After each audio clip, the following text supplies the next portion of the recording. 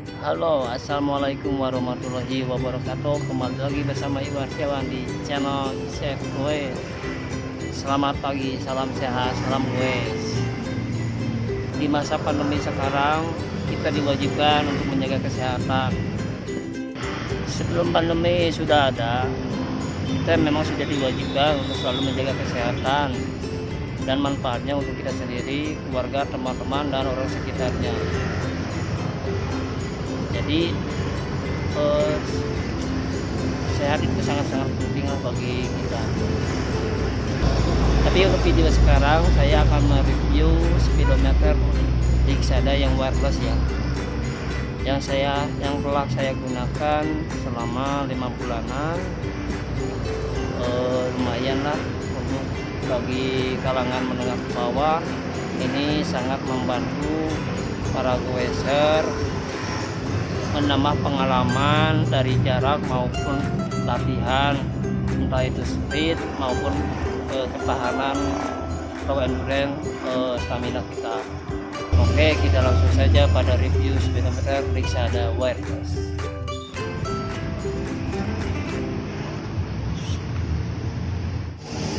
Nah, ini speedometer saya.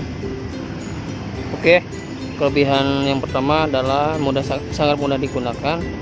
Dan ini menu utama atau bisa dibilang display yang pertama yang menunjukkan kilometer, jam, dan tanggal serta suhu dan baterai ya, kondisi baterai. Yang display yang kedua ini menunjukkan total kilometer dan total jam yang ketika digunakan atau ketika digoes. Ini mode yang ketiga, ini adalah kecepatan rata-rata dan kecepatan maksimal. Mode keempat sama dengan mode yang kedua, menunjukkan total kilometer dan waktu. Dan mode yang kelima adalah otomatis ya, menunjukkan tanggal, kilometer, kecepatan rata dan maksimal speed. Untuk settingan yang lebih lengkap dilihat saja di video sebelumnya atau di atas ini.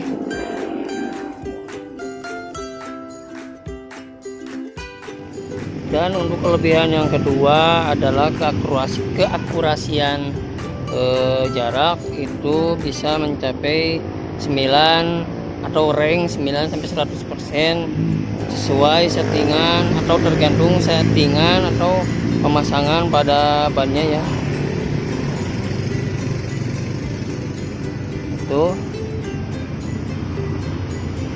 Untuk kelebihan yang ketiga, ini tahan air ya, tapi saya diusahakan cuma cipratan air atau hujan ringan lah, itu yang membuat ini masih tetap bertahan dalam keadaan hujan ringan ya. Untuk kelebihan yang keempat adalah tahan baterainya awet. Bisa dilihat dari gambar ini menunjukkan satu kali cas itu bisa mencapai kurang lebih 800 km dan digunakannya hampir 60 jam ya. Itu untuk satu kali cas. Nah, dan yang kelima kelebihannya adalah pengecasan itu tidak terlalu lama, kurang lebih 1 sampai 1,5 jam itu sudah full ya, sudah full kembali. Jadi ketika digunakan atau habis dalam perjalanan bisa kita menggunakan power bank dan cukup 1 sampai 1,5 jam pengecasannya, jadi bisa langsung digunakan lagi. Dan kelebihan yang keenam, baterai sensor yang bagian bawahnya itu bisa digunakan atau diklaim bisa sampai setahun lebih ya. Ini menggunakan baterai jenis CR2032 atau biasa digunakan di motherboard. Ini bisa bisa digunakan sampai setahun ya. dan itu kelebihan dari speedometer Rixada wireless ya. 6 kelebihan. Dan sekarang kekurangannya adalah layar pada speedometer Rixada ini tidak anti gores ya.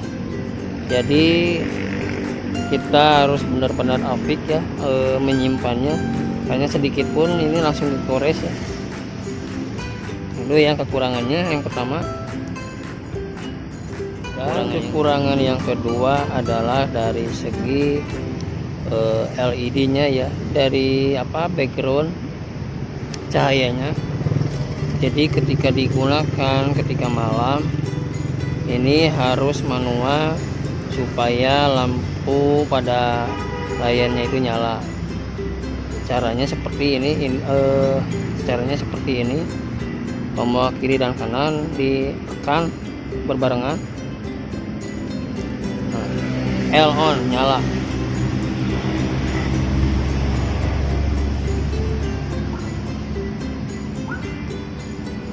Cara mematikannya juga sama. Nah, ini manual sangat merepotkan kalau harus ketika digunakan tidak otomatis ya. Untuk produk lain cuman cukup satu tombol, ketika malam dia otomatis nyala LED-nya. Kalau yang ini ya manual.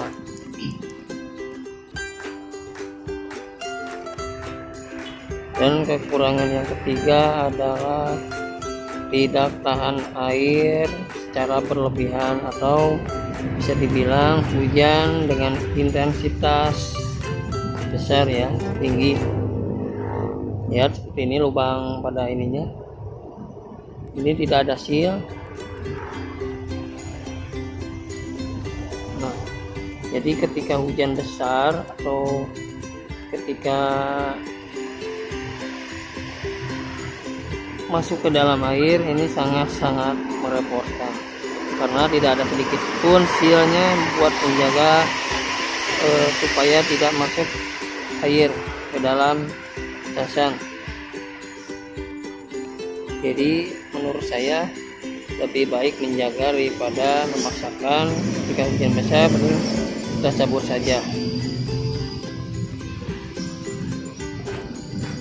Dan itu adalah ketiga kekurangan dari speedometer Rixada wireless. Ya, gimana penjelasannya, mudah-mudahan mudah dipahami. Dan untuk para goeser yang ingin membeli speedometer Rixada yang wireless, saya rekomendasikan. Ini emang cukup baik, walaupun ada kekurangan sedikit, tapi itu bisa dimaklumi karena tidak semuanya harus baik, selalu pasti ada kekurangannya. Ya, mudah-mudahan video dari saya mudah-mudahan bermanfaat bagi para goeser dan para goeser pemula. Salam sehat, salam goes, hatur nuhun. Assalamualaikum warahmatullahi wabarakatuh.